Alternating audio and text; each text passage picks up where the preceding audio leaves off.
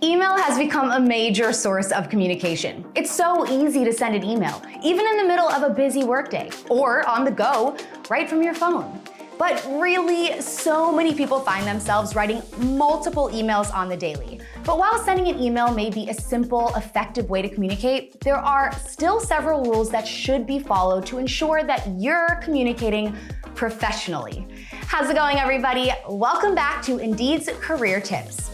I'm Sinead, and today we are sharing 6 secrets for professional email etiquette in the workplace. And if you stick around until the very end, we'll send you off with a tactic that will help avoid all that back and forth email communication. All right, let's get to it. So what is email etiquette anyway? Simply put, email etiquette is the use of appropriate language, which shows whomever you're speaking to that you care about your relationship with them, value your professional integrity, and that you represent the company in a positive manner. When communicating with business clients, colleagues, or even your potential boss, there is a certain level of formality that is expected from you. So say that you've completed your second interview with a company, and now it's time to send that follow-up thank you email. If your email is written poorly or includes grammatical errors, you may risk being overlooked for the position, and we definitely do not want that. So our first rule of thumb ensures that you're taken seriously from the moment your email reaches their inbox. Rule number 1, use a professional email address. Using a professional email address is one aspect of quality email etiquette. Think about how many emails you don't open because your email provider doesn't even trust the email address enough to keep it in your primary inbox to begin with. In a professional setting, the recipient should be able to identify who an email is from right away. So try creating an address that includes your first and last name so that recipients can see who is sending the email versus an address that showcases a hobby you enjoy. Okay, so now let's say that you are already a working professional, you work at a big company, or maybe you're full-time. Chances are your company has provided you with an email address already, so you don't need to worry about this step. But just note that if you're responding to an email within your organization, you should always use your company email address, not your personal. All right, now let's move on to rule number 2. But before we do, go ahead and give this video a big thumbs up so that we know it has been useful to you. And be sure to subscribe while you're at it so that you never miss out on our weekly career tips. Rule number 2, use a clear subject line.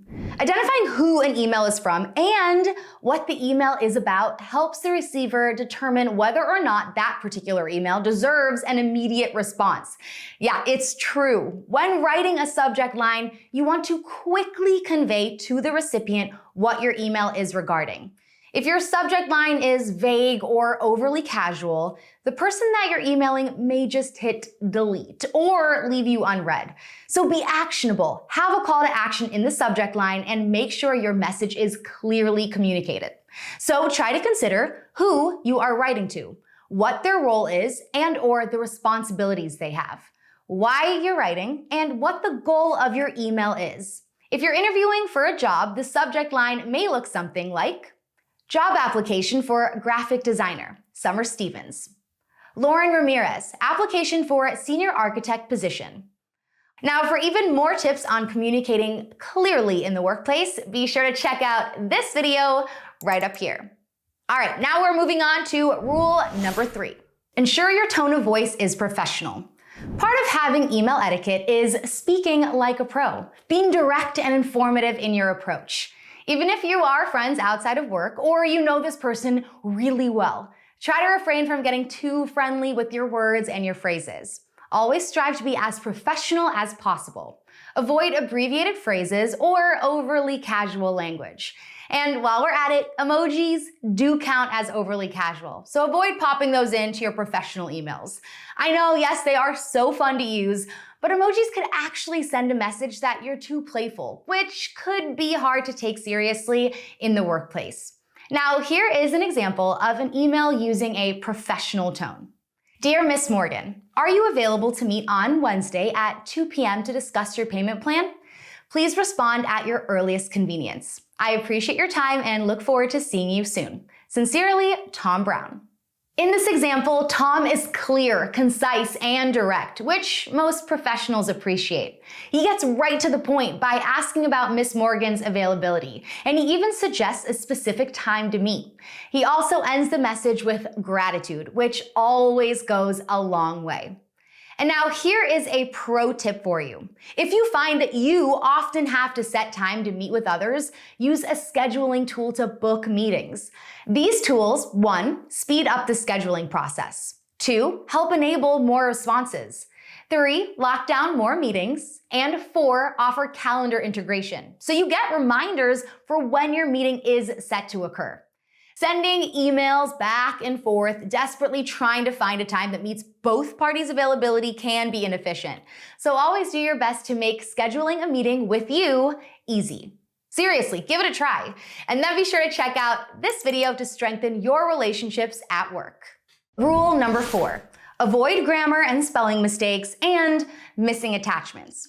Now, I think we're all guilty of misspelling words or misusing punctuation at times, but the best email etiquette requires a bit of proofreading before hitting send. This is so easy to do, but also so easy to forget. Think about the last time you saw a mistake on a professional publication or blog. How did you view that brand? Now, think about how grammatical errors in an email that you send can come across. Proofreading is crucial. So let's review what good proofing looks like. Start with the attachments. If the email requires an attachment, make sure the file is actually attached. It's pretty easy and efficient to just add any attachments as soon as you start composing your email, because there is nothing worse than having to send that second email that says, whoops, here's that document I meant to attach. Now, check the recipient name. Is it spelled correctly? Did you select the correct email address for this person? Moving on to your subject line. Is your subject clear, concise, and grammatically correct? Onto the body of your email. Do the key points of your email make sense? How does spelling and punctuation look? And your signature. Is this up to date? Are there certain details that you'd like to include for certain email recipients? And here is another pro tip for you. Download plugins that will help with grammar and punctuation. For example, Grammarly will not only review spelling and punctuation, but it will even evaluate tone and whether or not your message is clear. This can help you gauge where your qualities stand on the spectrum of writing. Rule number 5, reply as promptly as you can. Now, you're likely not expected to respond to every single email that you get immediately, but it is good etiquette to respond to emails in a timely fashion. And this is especially true for clients or other emails that may be pressing in nature. But what happens if you have to give feedback in an email or respond to a complicated conversation? Or what if you just receive unexpected news? All of these types of situations can understandably take a little bit longer to address, and you may literally find yourself at a loss for words. So take some time away, relax, and try to regroup before putting pen to paper, or hands to keyboard, or create a draft and come back to it when you feel prepared. Because remember, it is hard to interpret tone over email, so take your time to craft the proper response. Now, sometimes, in order to get any work done, we have to silence our email notifications. But just be sure to set aside time, maybe the first hour or the last hour of your day, to catch up on all that email correspondence. Researchers suggest that once we get distracted from a task, it takes us about 23 minutes to refocus again on what we were doing. So be sure to dedicate time specifically for emailing and leave the rest to productivity.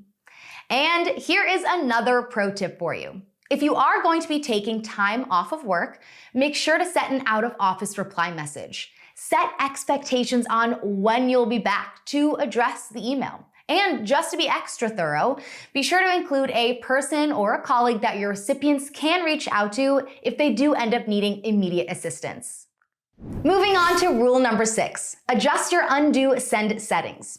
Have you ever sent an email and instantly regretted it? Maybe you had a typo, misinformation listed in your email, or maybe you just sent the wrong message to the wrong person. Situations like these can feel like an actual virtual emergency.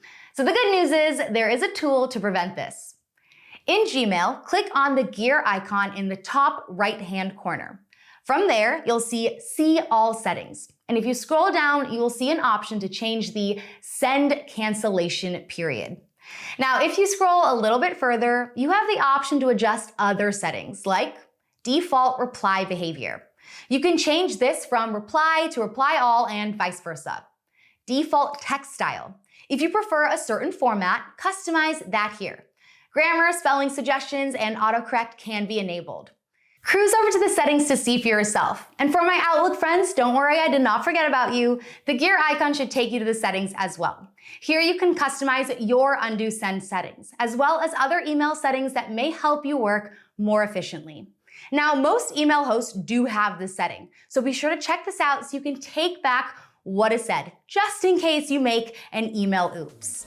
What are some of your favorite email etiquette tips? Head down to the comments and let us know, because we would love to know what is working for you. Thank you all so much for watching, and be sure to like this video, hit that subscribe button, and of course, also the notification bell down below so you can tune in with us next week for Indeed's career tips. I'm Sinead, and we'll see you next time.